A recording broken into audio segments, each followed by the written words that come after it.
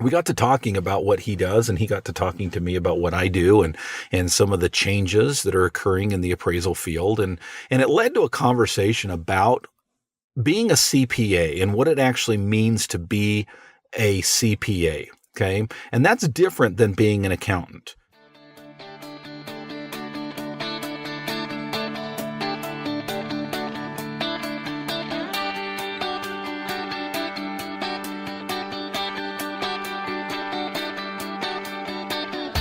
Originating from deep inside the Rocky Mountains, transported through the power of the internet, and arriving inside your tiny earbuds. It's the Appraiser Coach Podcast. Minisode. I just got out of a very, very interesting conversation with my CPA, my accountant. In fact, I'm actually still sitting in the parking lot of the accountant's company building here, because I was, the conversation I had, I thought was so enlightening. And maybe it won't make a lot of sense, but I promise, stick with me to the end.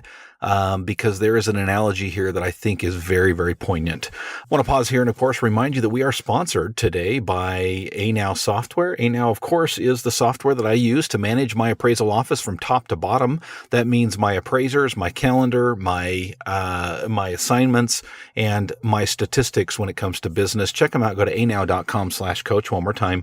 It's anow.com/coach. Well, folks, I carry around a portable mic with me just for occasions like this. When I have something on my mind, I'm excited about something, I want to share it with you, my listeners, and that is the situation today. At first, this probably is not going to make a whole lot of sense to you, but trust me, stay with me to the end, because this will make sense, and I think there's an analogy here that every appraiser needs to be aware of, and frankly, I might give a little call to action here. I don't do that often, but I might do a little call to action here at the end of the episode. So stay tuned, because it will make more sense as things unfold. Okay.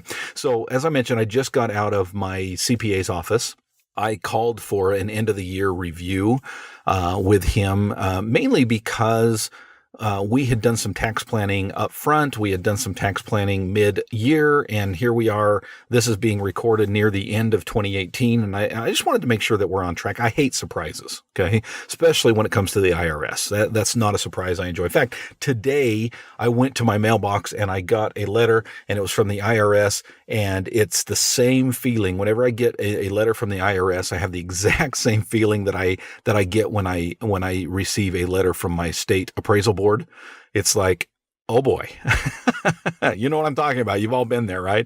I quickly opened it up, and it was just a change of address form. And I thought, okay, dodged that bullet. But when it comes to the IRS, I don't want to be surprised. And so I, on a regular basis, and bless his heart, my CPA is always good to accommodate. I love my accountant.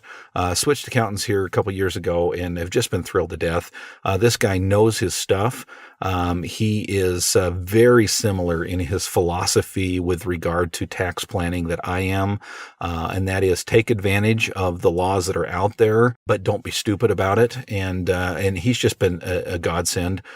He's always there to answer questions via email or phone call. And I'll tell you, folks, trust me, that is worth so much to have an accountant who is willing to actually talk to you and actually do some planning with you. And it's proactive. In other words, it's not just me coming to him and say, hey, what about this and what about that? It's him saying, hey, have you thought about this? Have you thought about that? And it allows me as a business owner to make decisions that will dramatically affect my financial situation. Plus, he has good hair, and that's worth a lot in the accountant field. So, anyway, my hat's off to Josh. Thank you for spending time with me today. After our tax planning session, we spent about 45 minutes talking about my current situation and where this puts us both on the state and the federal level for next year. But then we started just talking about work, and I was curious about what he does and what's required to get into his field. Not that I'm interested in getting in that field. Trust me, I'm not a bean counter. Have no desire to be in that field at all. I failed math miserably in both high school and college. I'm just curious. I'm always a curious person, and to find out, what is it that it takes to become a CPA, and a little bit about his business structure. I know that he doesn't just do tax returns. He also does, some audits, and he does bookkeeping as well, and payroll services, and a number of different things. He's a smart businessman, and I enjoy talking with my fellow business people and getting ideas and bouncing ideas off of one another. We got to talking about what he does, and he got to talking to me about what I do, and some of the changes that are occurring in the appraisal field. And it led to a conversation about being a CPA and what it actually means to be a CPA. Okay. And that's different than being an accountant. Now, a CPA is an accountant, but an accountant isn't necessarily a CPA. And I started talking to him about some of the things that he can do and not do, based on his qualifications. And I found it so fascinating. One of the things he said to me, he said, Dustin, any Joe can hang out a shingle and say, I do tax returns. That's interesting. And I kind of knew that, but just to have him pointed out, I thought was enlightening. Any Joe, or June, as the case may be, we're an unsexist podcast here, could hang out a shingle and say, hey, I do tax returns, right? And you could go and say, well, what's been your experience? Well, I've been doing it for 10 years and I know this stuff inside and out. Okay, great. Fork over your money and you have them do it, and they sign the return, you sign the return, and you're on your way. It is much different. I shouldn't say much different. It is different. Okay. It is much different when you get into the details. And that's really what I want to talk about today. It is much different when you look at the details, when a CPA does it. Now, on the offset, the return might not look that much different, from the offset, but when you get into the details, that's really where the devil is, if you will, or really where a CPA outshines some Joe or June that puts out a shingle. But I started talking to Josh, my accountant, and I said, as a CPA, are you disallowed from doing anything? He goes, what do you mean? I said, well, for example, I noticed that, I also have my bookkeeping through your company, but it's kind of a subsidiary. We kind of deal with the bookkeeping on one side and we deal with the tax planning on another side. He said, no, that's just the way I've set things up. But no, I could do bookkeeping, and I could do, things that are quote unquote less important. And I don't know if you use those terms. That's just the term I'm going to use here on the podcast, but less important than the regular CPA work. As a CPA, I'm not really disallowed from doing anything when it comes to tax planning or payroll or bookkeeping and that kind of a thing. I thought, well, that's kind of interesting. He said, one thing I am disallowed, we got to be careful because, a lot of what we do verges on the law, and we've got to be very careful and make it very clear that I'm not an attorney. Right. And I cannot do work as an attorney.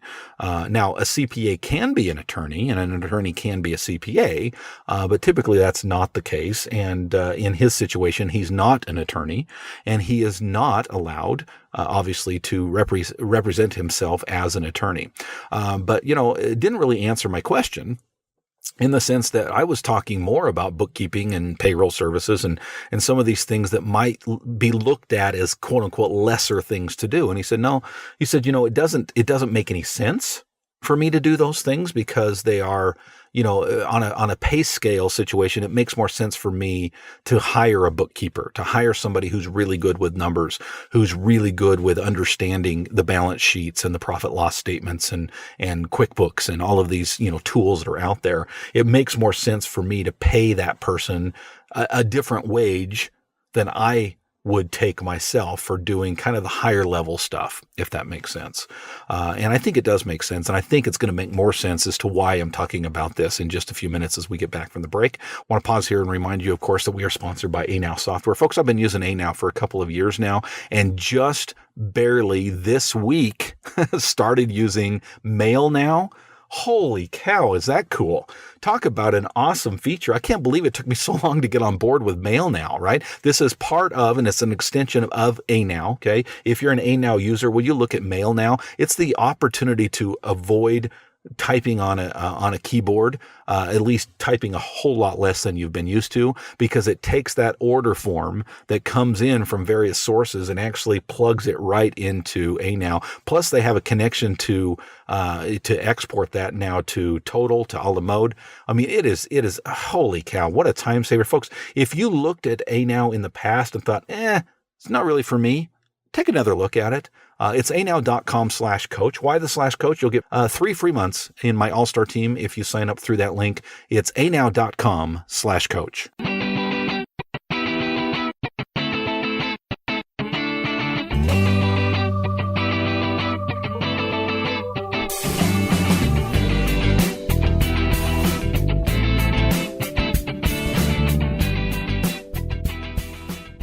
All right, folks, welcome back to the program. Set it up today talking about a conversation that I just had with my CPA, my accountant, Josh. Great guy. I've been with him for a couple years now, and he speaks on my level, which I really like. I'm sitting across the desk from him, and he'll say something, and he just looks at I don't even have to say anything. He just looks at the deer in the headlight look and go, okay, let me break it down for you, Dustin. I love that about Josh. He helps me to understand things on my level, not on a CPA's level. And that's really what we're talking about, is the different levels. Even though he's highly trained in doing work on a tax planning and auditing basis, there's not really anything he's disallowed from doing, other than we talked about previous to the break, attorney work. But I was trying to look for an analogy to the appraisal world, and had a hard time finding it, which I think is kind of the point here. Which I think is kind of the lesson to be learned, is I don't know of any other profession that is disallowed from doing stuff that they're highly qualified to do. Okay, let me give you an example of what he told me. He said, Dustin, when it comes to audits, company audits, as a CPA, I am allowed to do audits, and these are full-blown audits. This is where you're going and you're looking at equipment, and you're looking at rents, and you're looking at cap rates, and you're looking at income to debt ratio. You're looking at all of these aspects, so you can walk away and say, okay, I, as a certified public accountant, a CPA, can certify that this business has been audited, and here are the results. Okay. He can do that type of work. He is certified. He is licensed. He is experienced. He is an expert in that type of work. And that's the high paying fruit, right? That's the high end fruit that pays the most, those high end audits. I don't know how much of those he does, but the analogy here is that's a full-fledged, appraisal, if you will. That's a 1004. That's a narrative. That's a GPAR. That is a full-fledged start to finish appraisal. And he, of course, as a CPA, can do those things, and I assume enjoys it. I don't get it. I don't understand how anybody could enjoy that, but I think he probably does. He runs a pretty, good business. He seems pretty passionate about his work.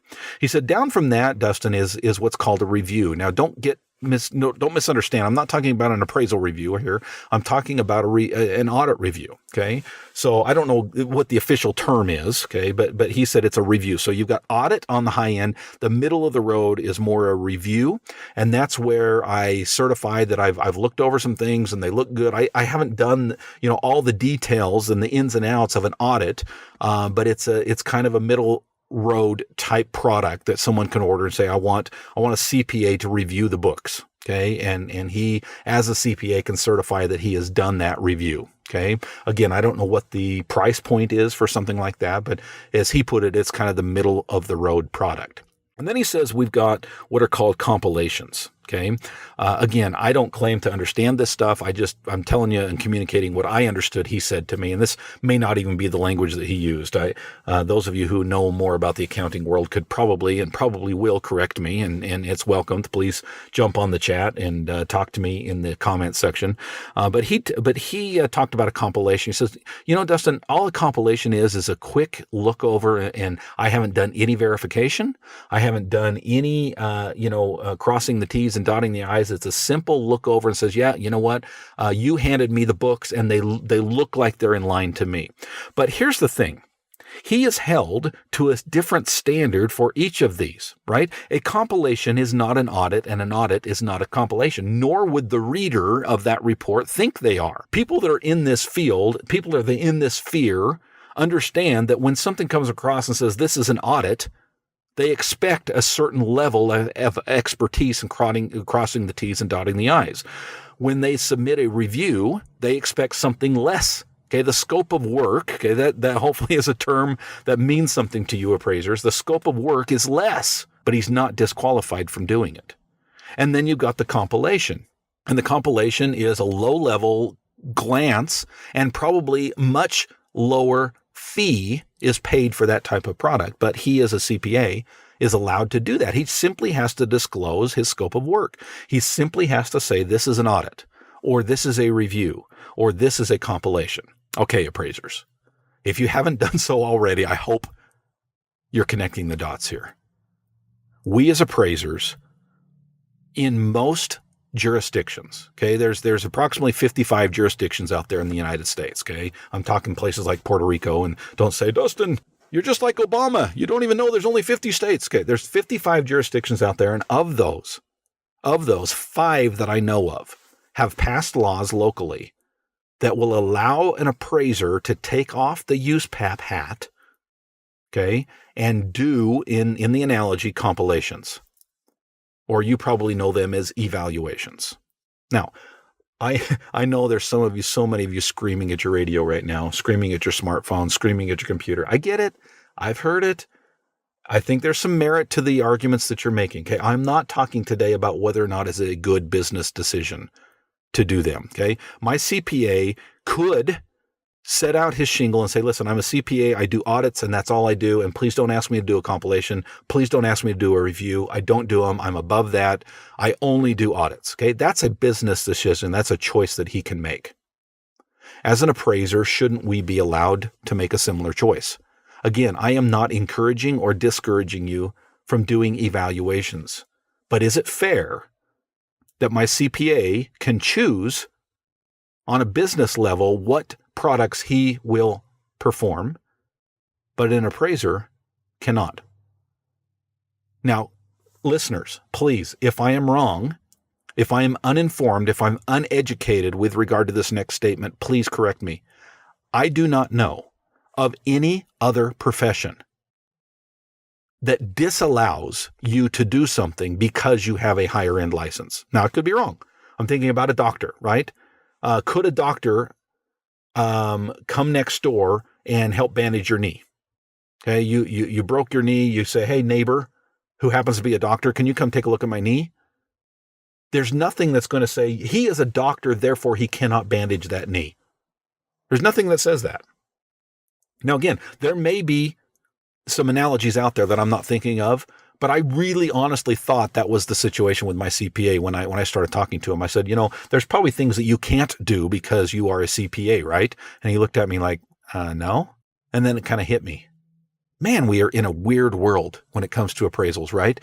Now, again, whether you decide to do evaluations or not, whether you decide to do desktop products or not, whether you decide to do alternative valuation type products or not, that's not the discussion on the table today. My question is, can we at least have the choice? Right now, because you are an appraiser in 50 of those 55 jurisdictions, you are disallowed from doing evaluations as defined by the interagency guidelines because you are an appraiser, because you are expert, because you must abide by USPAP. And again, trust me, folks, I've heard the arguments from left to right, from up to down, from north to south, from east to west. I've heard it all. Okay. I'm not discouraging those types of arguments. I think they need to be made. In other words, for those of you who say, well, Dustin, the reason we are appraisers and the reason we have this professional designation is because we do abide by USPAP, and you throw that out the window and what's next, right? I think there's an argument to be made there. I really do.